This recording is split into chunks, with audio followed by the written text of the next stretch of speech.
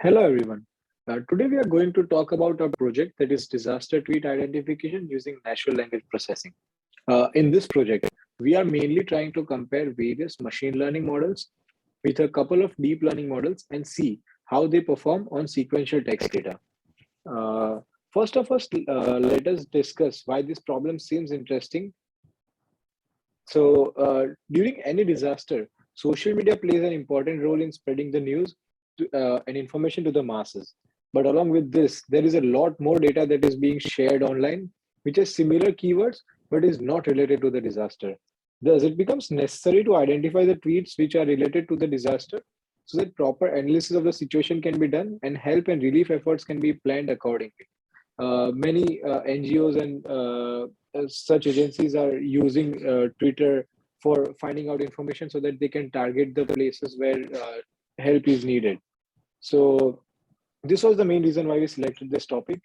Uh, Now, the first initial task which we did was to do some data pre-processing. So based on what we have been taught in our NLP lecture, we decided to go on with lemmatization, stemming, punctuation removal, and stop words removal.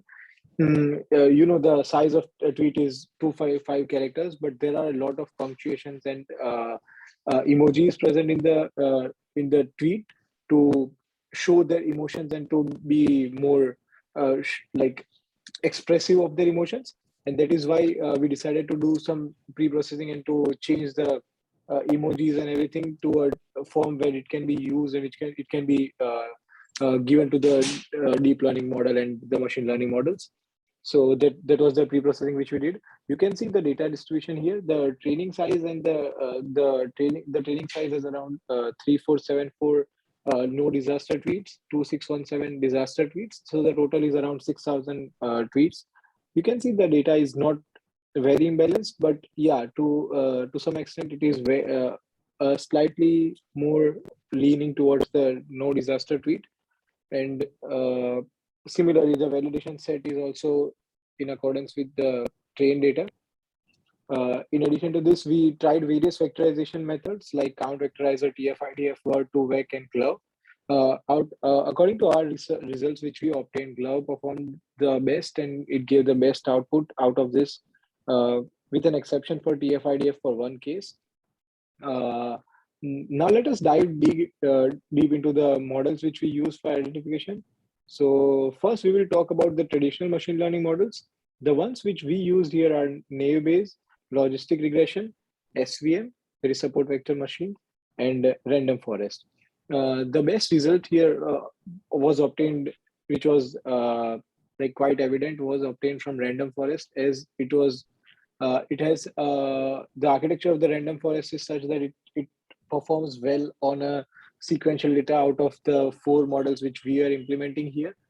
The results which we can see here are based on the four metrics which we used: accuracy, precision, F1 score, and recall. We were relying more on the F1 score as the data was not extremely balanced, and so to get the best result, we relied mostly on the F1 score. But the results were very consistent for all the four models, and so there was no ambiguity in evaluating the models. So as you can see, the random forest functions the best here. Now I would hand over the presentation to my friend Madhunil. Hello, class. So after implementing all the traditional machine learning models and getting results from them, we started to take deep learning approach as well, just to see how different and how deep learning algorithms performs on the same task as identifying if a tweet is a disaster or not. So the deep learning models which we implemented here were RNN and LSTM. So here RNN takes input. RNN is a specific type of neural network where it takes input from the previous step and it is fed to the current step.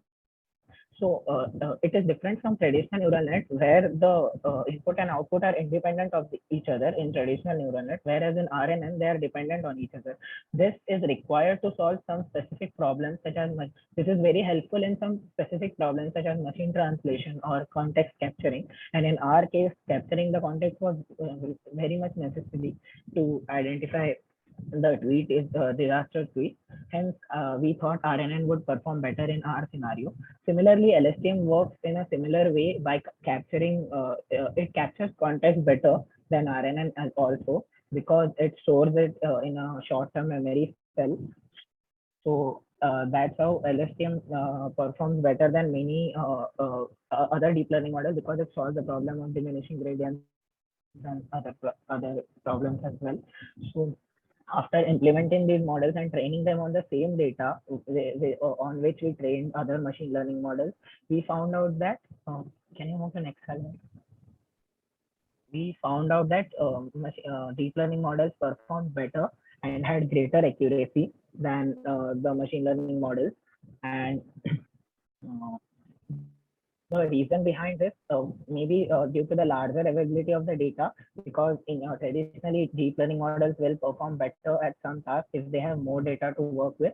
But in our case, the both the models were trained on the similar data, so maybe that was not the entire reason for in our case.